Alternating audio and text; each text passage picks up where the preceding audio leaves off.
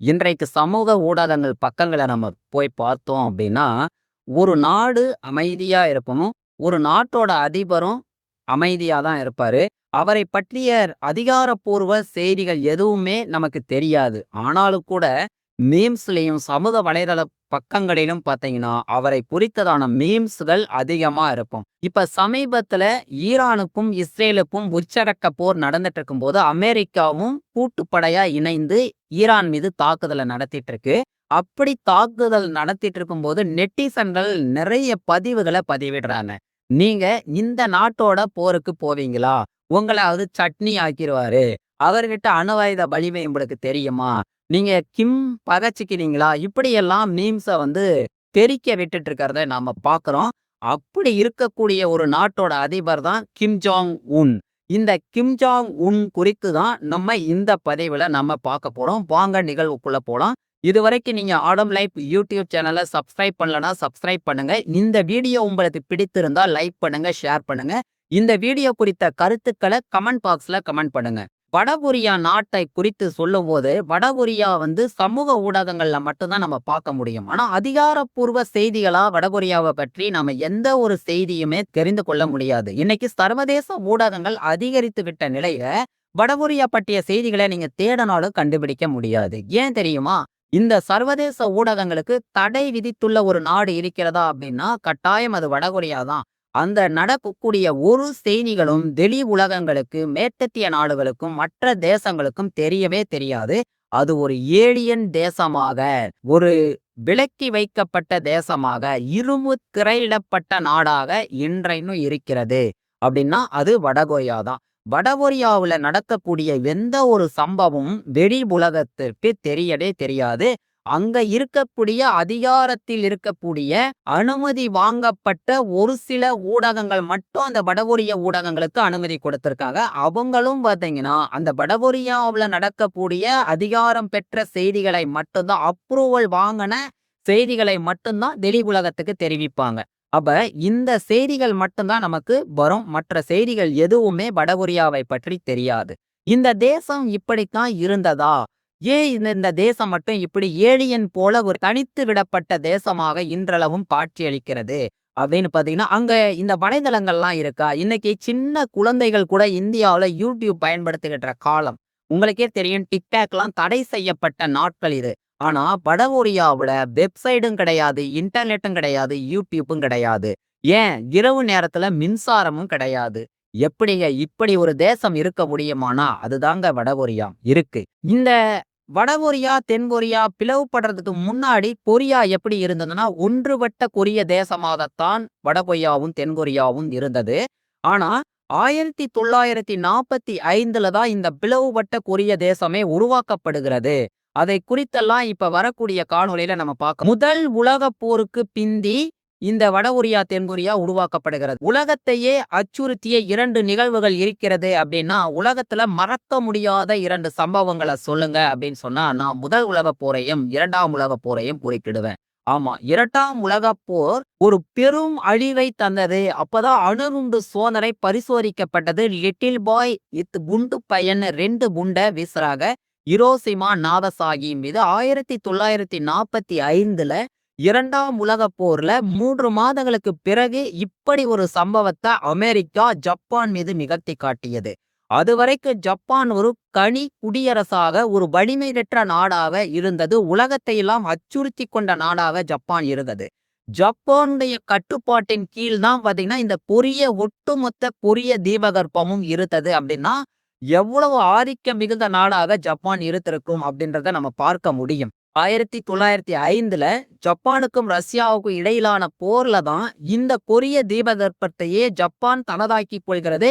கிட்டத்தட்ட 36 ஆண்டு காலம் அதை வந்து தனது கட்டுப்பாட்டின் கீழ் அது வைத்திருக்கிறது. இராணுவ கட்டுப்பாட்டின் கீழ் கொரிய தீபகற்பத்தை ஒரு காலனி ஆதிக்க நாடாக ஜப்பான் வைத்திருந்தது.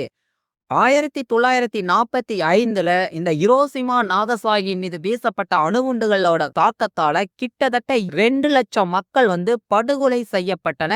இன்றளவும் அந்த கதிர்வீச்சு தாக்கம் ஜப்பான்ல இருந்துட்டு இருக்கு. அதையும் மீறி ஜப்பான் இன்றைக்கு உலகத்திலேயே மிகவும் முன்னேறிய நாடாக காட்சியளிக்கிறது என்றால் அவர்களுடைய தாய்மொழி பற்றும் கடுமையான உழைப்பும் தொழில்நுட்ப பயன்பாடும் தான் ஜப்பானோட வளர்ச்சிக்கு காரணமாக இருக்கிறது. அந்த ஜப்பான் வசம் இருந்த கொரியா 1905 இருந்து 45 வரைக்கும் ஜப்பான் வசம் இருந்தது. 45 பிறகு இது அமெரிக்கா மற்றும் ரஷ்யாவின் கட்டுப்பாட்டுல கீழ வருது. 1945 இருந்து 48 வரைக்கும் ரஷ்யாவும் அமெரிக்காவும் அதை பிரிச்சுக்கிறாங்க. எப்படி பிரிக்கிறாங்க அப்படின்னா, தெற்கு பகுதியை ஜனநாயக குடியரசாக மலரச் செய்ய வேண்டும் என அமெரிக்கா தென்கொரியாவை எடுத்துக்குது.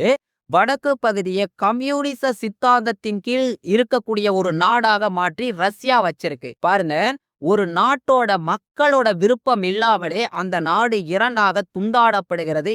ஏகாதிபத்தியத்தின் காரணமாக ரஷ்யாவின் சர்வாதிகாரத்தின் கீழ் வடகொரியாவும் அமெரிக்காவின் ஏகாதிபத்தியத்தின் கீழ் தென்கொரியாவும் பிரிக்கப்படுகிறது. இது மக்களுக்கு உளப்பூர்வமாகவே விருப்பம் இருந்ததா அப்படின்னா கட்டாயம் விருப்பம் இருந்திருக்காது. அப்ப வடகொரியாவுல கம்யூனிச சித்தாந்தம் மலர்கிறது. ஏன்னா ரஷ்யாவுல கம்யூனிச சித்தாந்தம் அதிக அளவுல இருக்கு. அப்படி மலர்ந்ததுதான் வடகொரியா. வடகொரியா இன்றளவும் கம்யூனிச சித்தாந்தத்தை ஏற்றுக்கொண்ட ஒரு நாடு. வடகொரியாவுல ரஷ்யா என்ன செய்யுது அப்படின்னா 1945 இருந்து 48 வரைக்கும் ஒரு தற்காலிக உடன்படிக்கை 2 நாடுகளுக்கு இடையே ஏற்படுத்தப்படுகிறது. இது 2 ஒன்றுபட்ட குடியரசாக மலரும் போது, ஒரு ஜனநாயக குடியரசாக மலரும் போது அவங்க காலனி ஆதிக்கத்திலிருந்து வெளியேறிக் கொள்வதாக ஒரு உடன்படிக்கை நிலவுகிறது. ஆனாலும் கூட ஒன்றுபட்ட கொரிய குடியரசாக உருவாவதற்கான வாய்ப்பே இல்லாமல் போய்விடுகிறது. 1945 இருந்து 48 வரைக்கும் வடகொரியாவுக்கும் தென்கொரியாவும் இடையே கடுமையான பனிப்போர் நிலவி கொண்டிருக்கிறது. பனிப்போர்ன்றது மறைமுகமான போர். அவர்களுக்குள்ளே ஒற்றுமை இணக்கமான சூழல் ஏற்படுவதற்கான வாய்ப்பே இல்லை என கருதி அங்க அமெரிக்காவோட கட்டுப்பாட்டின் கீழ் என்ன செய்யறாங்கன்னா, ஒரு ஜனநாயக குடியரசை உருவாக்க வேண்டும் அப்படின்னு சிம்மேண்ட்ரி என்பவருடைய தலைமையின் கீழே கொரிய குடியரசை நிறுவுறாங்க. அப்படி உருவாகிறதான் தென்கொரியா. அதனுடைய முதல் அதிபராக சிம்மேண்ட்ரி 1948 பதவியேற்றுக் கொள்கிறாரு. கிட்டத்தட்ட கூட்டமைப்பு நாடுகள்னு சொல்லக்கூடிய ஐரோப்பிய கூட்டமைப்பு நாடுகள், இதுல இந்தியாவும் உள்ளடங்கும். அந்த நாடுகள் எல்லாம் ஒன்றிணைந்து தென்கொரியாவிற்கு ஆதரவளிக்கின்றன. சீனாவின் ஆதரவையும் ரஷ்யாவின் ஆதரவையும் பெற்று வடகொரியாவுல கொரில்லா கிம் இல் சூங் முதல் அதிபராக கொரியாவுல பதவியேற்றுக் கொள்கிறார். இவர் தான் கம்யூனிச சித்தாந்தத்தை கொரிய தீபகற்பத்துல கொண்டு போறாரு. வடகொரியா முழுவதும் கம்யூனிச சித்தாந்தத்தை பின்பற்றக்கூடிய ஒரு நாடாக மலர்கிறது. இப்படிதான் வடகொரியா தென்கொரியா பிளவுபடுகிறது.